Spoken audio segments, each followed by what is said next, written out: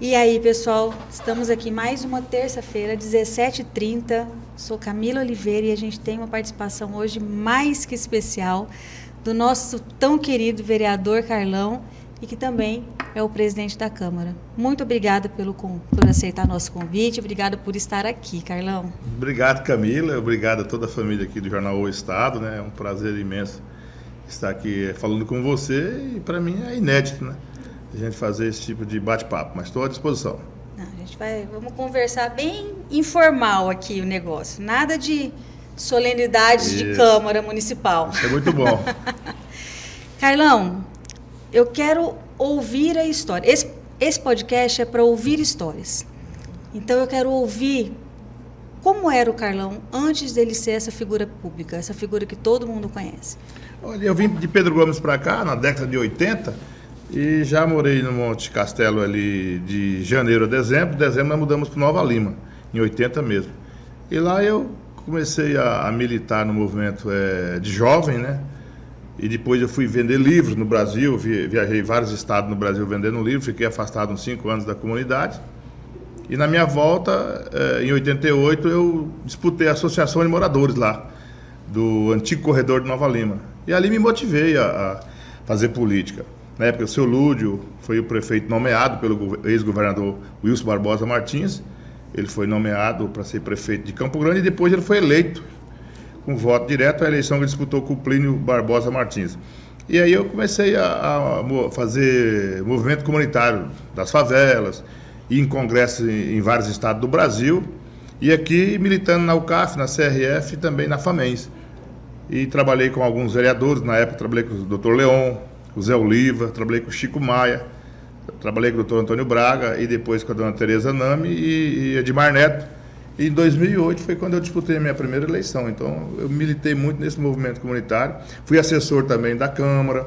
Eu fui secretário adjunto de Habitação e Assuntos Fundiários no governo do Juvencio e depois no governo do André. E passou por lá como secretário o Marum, passou o Toninho Espíndola e depois o Marcos Trade. Assumiu em 97 lá, eu era adjunto, eu era o secretário adjunto. Então eu também tive uma história muito grande assim também no setor de habitação, de moradias. Na verdade é a sua referência, né? A sua referência é a habitação. Porque quando a gente fazia os loteamentos naquela época, Camila, a gente dava o terreno para as pessoas e a pessoa saía de uma favela e praticamente ia para outra favela, porque não tinha condições de construir uma casa melhor. E às vezes esses bairros não tinham água, não tinha luz, e nem escola, nem creche, a gente tinha que fazer tudo do zero. E a gente, às vezes, além de fazer o papel de secretário adjunto de Assuntos Fundiários, também tinha que fazer de lideranças, que é levando água à noite no caminhão-pipa para essas famílias, que a prefeitura doava os tambores para as pessoas, as caixas d'água, e a gente levava essa água à noite. Então a dificuldade era muito, muito grande, mas aonde eles estavam morando na época de enchente, alagava tudo, então a prefeitura tinha que remover mesmo. Então eu militei muito nesse movimento comunitário, e por isso eu gosto muito de mexer com habitação. O senhor morou num barraco de tábua? Morei. Meu pai comprou lá, né, o direito, que nessas favelas não tem documentos, era direito. Eu morei com meu pai e também em 86, quando eu amiguei, eu deixei de viajar, eu amiguei com uma mulher que já tinha uma criança, e ela era separada, e eu aluguei, do lado do meu pai tinha 2 peças de tábua do seu finado Antônio Paraíba, e eu morei 2 anos também, já depois de casado, de amigado, né, que eu só juntei. E antes meu pai, nós morávamos, nossa casa era de tábua e tinha algumas partes que era de lata, as paredes eram de lata, aquelas latas de placa, que eles fazem placa, que ele esquentava muito, e telha de ternite, aquelas telhas remendadas, algumas já quebradas.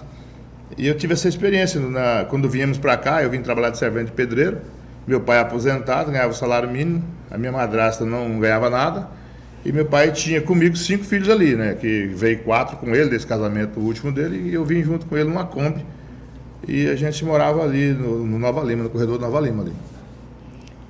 Servente de pedreiro. Isso. Né? Hoje é um político, vendedor de livros. Vendedor de livros. O que mais, Carlão? Eu fui pintor de parede, algumas casas aqui ali na Pedro Celestino, tem uma casa que é uma ótica Veneza, ela funciona hoje, tem propaganda, estou fazendo. Aquela casa eu pintei ela na década de 80, eu mesmo peguei de empreita e pintei. Eu fui pintor também de paredes e trabalhei de motorista também. Teve um policial nessa história aí? Fui policial civil de Para mim isso foi novidade, eu realmente não sabia. Eu fui policial civil, Dr. Rui de Oliveira na época, eu entrei e trabalhei na academia de polícia, depois fui para a Corregedoria Geral de Polícia, mas eu tive um erro, vários erros que eu tive, esse foi um de pedir o PDV, que naquela época nós apoiamos o André Putinelli, e nós ganhamos a eleição do Zeca por 411 votos. E o Zeca tinha essa divergência política comigo. Depois foi vereador comigo, é meu amigo hoje. E quando foi aquela eleição do Ricardo Baixa para governador e o Zeca para governador, já no segundo turno ele me viu lá no Nova Lima. Ele falou, se eu ganhar, eu vou te mandar ser polícia lá em Porto Murtinho, né? E aí eu fiquei assim, quando ele ganhou realmente do Ricardo Baixa aquela eleição, eu fiquei, ele vai me mandar mesmo. E eu estava fazendo política comunitária aqui, eu falei, não posso ir para lá. E aí eu peguei e pedi o PDV, acho que eu já estaria aposentado hoje, que eu teria 35 anos de polícia e eu já estava aposentado. E hoje você sabe, vereador não aposenta, quando eu for aposentar depois de 65, ele não sabe nem qual o valor. Eu acho que se eu estivesse na polícia, eu estaria aposentado com a faixa de 10, 12 mil. Mas assim, eu fui policial civil sim, na época, faltou poucos dias para 10 anos. Nossa, é muita história, hein, Carlão? É, muita história, muita... Sua família? Então, minha família, meu pai, eu sou do segundo casamento do meu pai, né? E nós temos 9 irmãos desse casamento do meu pai. Aí do primeiro, o pai teve 3 filhos, ele só tem uma viva hoje, os 2 já faleceram. E desse último que eu vim para cá, junto com ele na Kombi, que ele é separado da minha mãe, ele tem 4. Então, desse povo todinho aí nosso aí, tem só 2 já falecidos, já estão todos vivos. E alguns trabalham na construção civil, outro é empresário, mexe com máquinas, e outro trabalha no Grupo Pereira. Então, há um funcionário público do Estado, minha irmã que trabalha. Então, assim, a minha outra irmã que mora aqui, a Marinete, é comerciante ali da garagem de carro lá perto do Jardim Aeroporto, Santana Veículos. Enfim, nossos irmãos estão todos aqui quase, né? Tem só 2 fora daqui, que está em Pedro Gomes, né? Onde mora a minha família, minha mãe e minha família. Eu sou de Pedro Gomes.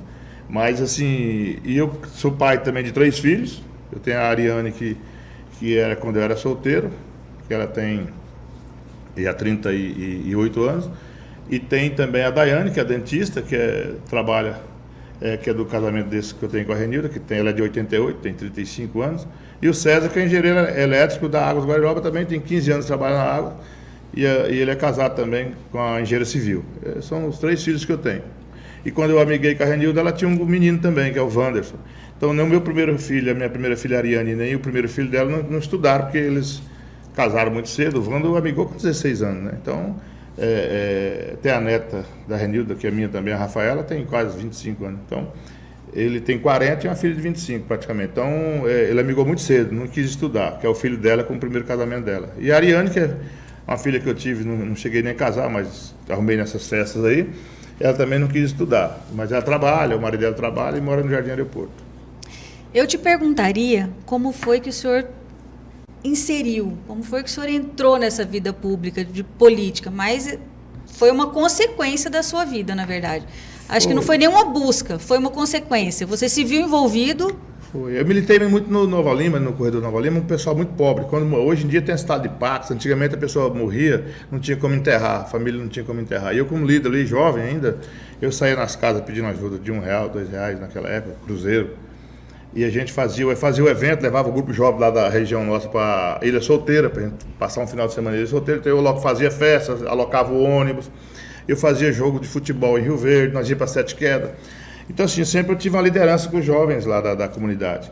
Então, quando eu comecei a trabalhar para o Braga, na campanha de 88, eu trabalhei para o Braga me motivava, me dava condições de eu fazer política. Eu que doava os troféus, fazia os campeonatos de futebol na região, e ele confiava de me passar os recursos. Então, eu fui pegando esse apoio da comunidade na região. E quando eu fui trabalhar com habitação, nós fizemos aí, na época, em torno de 3 mil, quase 4 mil loteamentos.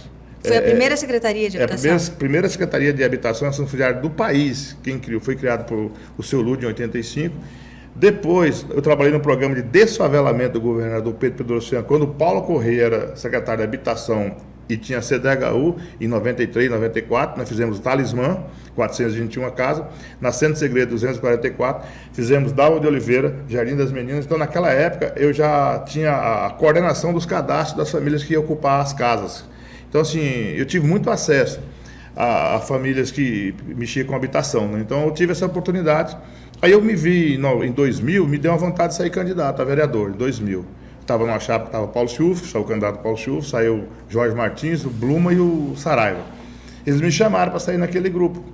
E aí a Tereza Nami saiu candidato, a Tereza Nami, e eles me pediu apoio e eu desisti, fiquei com medo de perder. Aí em 2004 a mesma coisa, em 2004 eu estava com a candidatura pronta, o André Miaca na prefeitura e fala que ele era meu prefeito, eu já não estava mais na Assunção de Arte, para o gabinete do André, e ele me chama e fala, encontrei o Lúdio quer que você coordene a campanha do neto dele. Eu falei, não posso, sou candidato a vereador, eu tenho que sair candidato, o movimento comunitário não tem. Não, ele quer você tem que tal. Eu quero ser governador, preciso do Lúdio. Eles conseguiram também me dobrar, eu fiquei mais aquela eleição sem sair candidato. Quando foi em 2006, eu tive um câncer, uma doença maligna, e eu fiz um tratamento, fiz radioterapia, fiz a cirurgia, tirei o tumor, tudo, e aí depois da radioterapia eu fiz a cirurgia em 2006 e fiz a radioterapia em 2008. Quando foi em 2008, o Marquinhos Trado me chamou minha esposa lá e falou para me apoiar o Delei Pinheiro. Não, vou com o padre Carlão, espera, tal. Minha mulher falou, se depender de mim, ele é candidato, porque ele teve essa doença, ele quer ver se realmente ele tem condições de ser candidato. Aí outras pessoas também, o próprio Braga, que eu trabalhei muito tempo com o Dr. Braga, tentou me tirar a candidatura.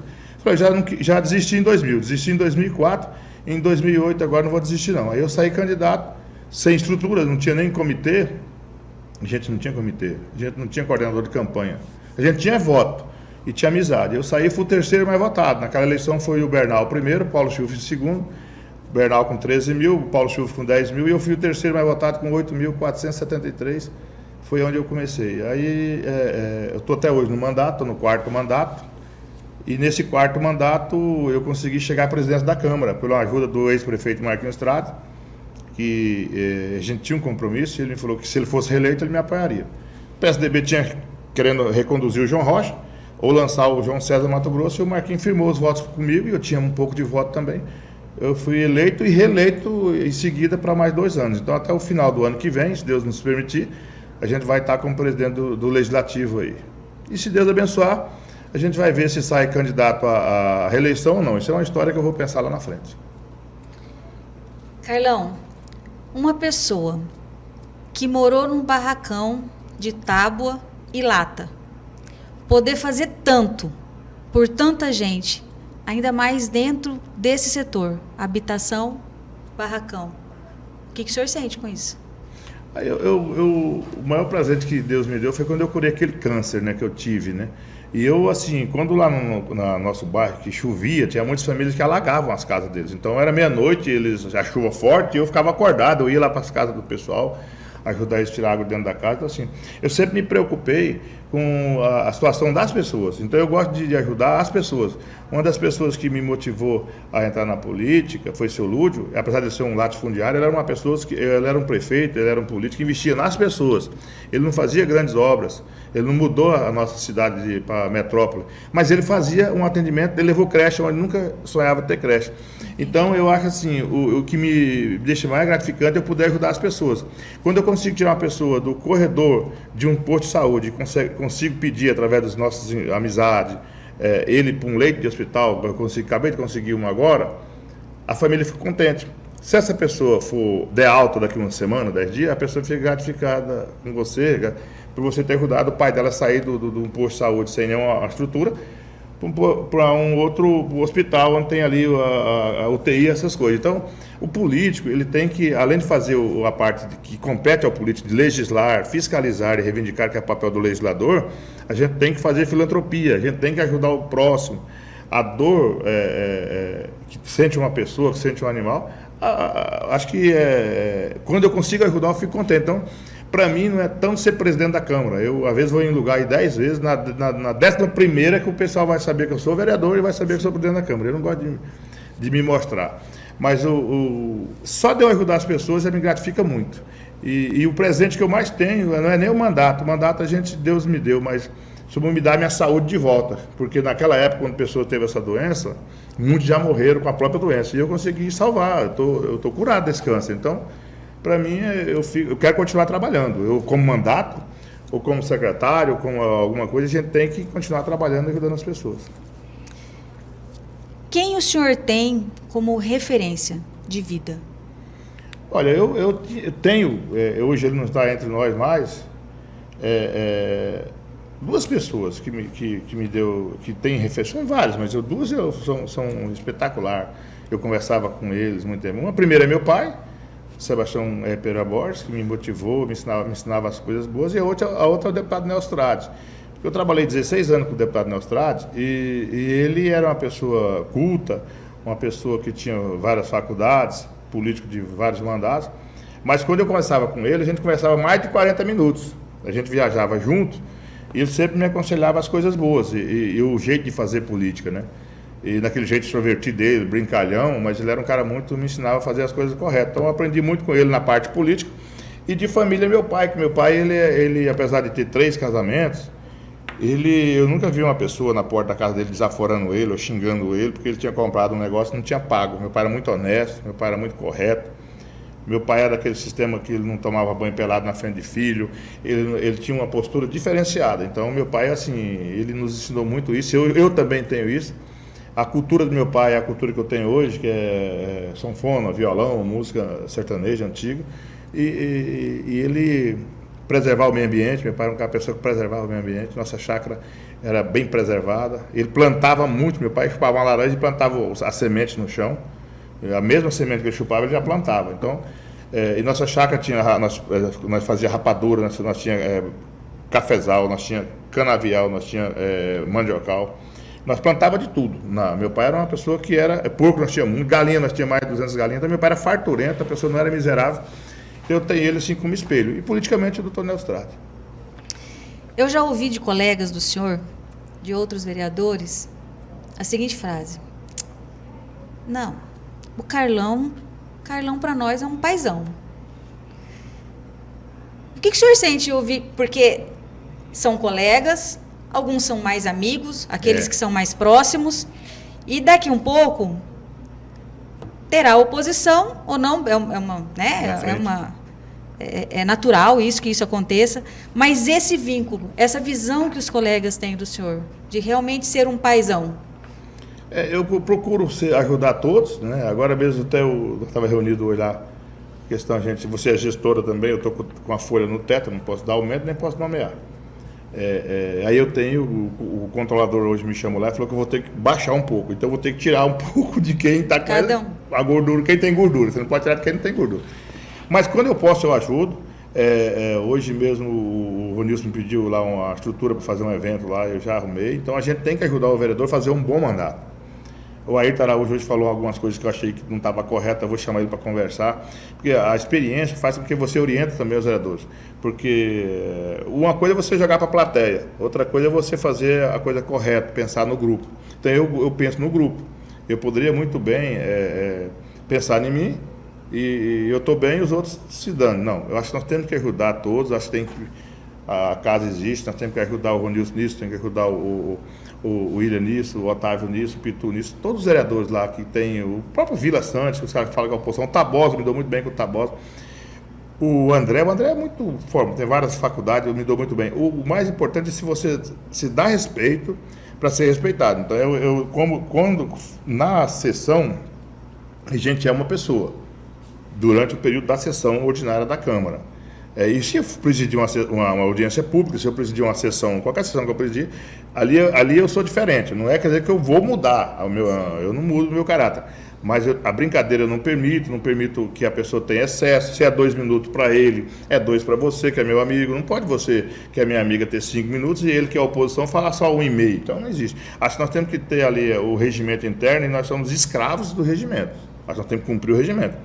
E é feito para todos. Então, aí fora dali não, a gente é amigo, vai na Copa, conversa com a copeira, com a pessoa que varre o chão. Porque eu sou assim, a gente está vereador, você não pode falar que você é eterno. Aí esse dia uma guria me falou: mas vereador, você podia estar andando de Dodge Ram, andando não sei aonde, não desrespeito ninguém. Mas assim, eu não vou, não é minha praia, é uma coisa que eu gosto de caminhonete, mas não é minha praia. Então acho que assim, a gente tem, morar no Dama, no Alphaville é um lugar, local seguro, um local bom, mas assim, eu moro no Coronel Antonino, eu me sinto bem lá, então a hora que eu sentir mal eu mudo. Eu acho, meu carão estava na favela, agora está no Dama. Eu falei, não estou, mas se precisar de ir, eu vou, mas se eu tiver condições de comprar uma casa, eu compro. Agora, o mais importante não é o local que você mora que faz as pessoas. Às vezes tem gente humilde que trata bem o funcionário que mora no Dama. Às vezes tem um cara que mora no bairro e trata mal o funcionário. Então, não é o local que você mora que vai te dizer o seu caráter, essas coisas. Mas a humildade, ela existe na minha parte. Só que eu não abro mão da autoridade, né?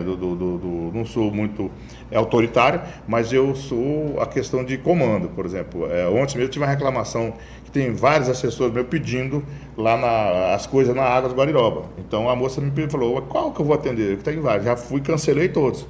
Se a Ilma pedir, tem minha autorização. Se não for a Ilma, não tem. Então assim, eu gosto de organizar as coisas. E aí a gente é organizado, eu sou organizado. Então não vou falar assim que sou melhor que ninguém, mas a gente tem que ter essa firmeza de pulso de comando.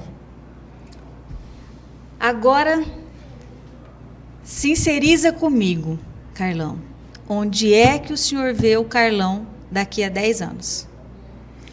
Eu, sinceramente, eu quero que Deus me dê saúde para mim exercer mais um mandato. Eu gosto de fazer política.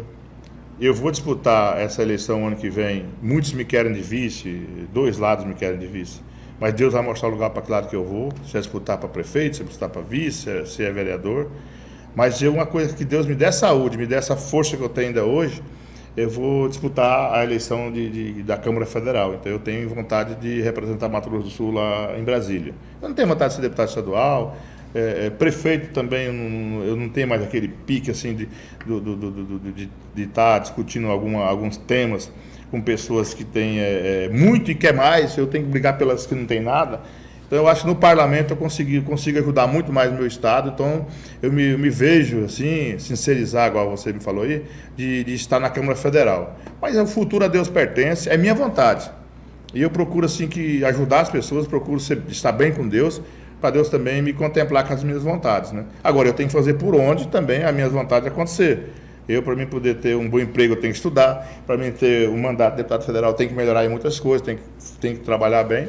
E ter grupo e ter lado. Uma das coisas que eu aprendi é ter grupo e ter lado. Me chamaram na última eleição para mim ser vice-governador do Eduardo Riedel, na última semana da convenção. Eu tinha um compromisso com o Marquinhos, que me ajudou a ser presidente da Câmara, e eu tive uma reunião com toda a cúpula do PSDB e falei que não tinha condições de ser vice. Eles chamaram o Herculano, chamaram um pastor, depois chamaram o Barbosinha. E ele aceitou. Agora, eu não pude aceitar porque eu tinha compromisso. Então, acho que a gente tendo compromisso, Deus proverá coisas boas no nosso futuro. Então, me vejo daqui 10 anos ainda fazendo política e uma boa política. Eu vou estar também, só para você cortar, eu estou com 58, vou estar com 68, hein? Tem que estar com boa saúde. Tá ótimo, tá ótimo. A compulsória, a famosa expulsória com 75, ainda vai estar muito longe dela. Os conselheiros ficam até 75, né? Então tá tudo certo. O Tribunal de Justiça, de Contas. Carlão, eu te disse no início que esse podcast é para isso, é para contar histórias. Obrigado. E as histórias, quando elas são verdadeiras, elas nos ensinam muito.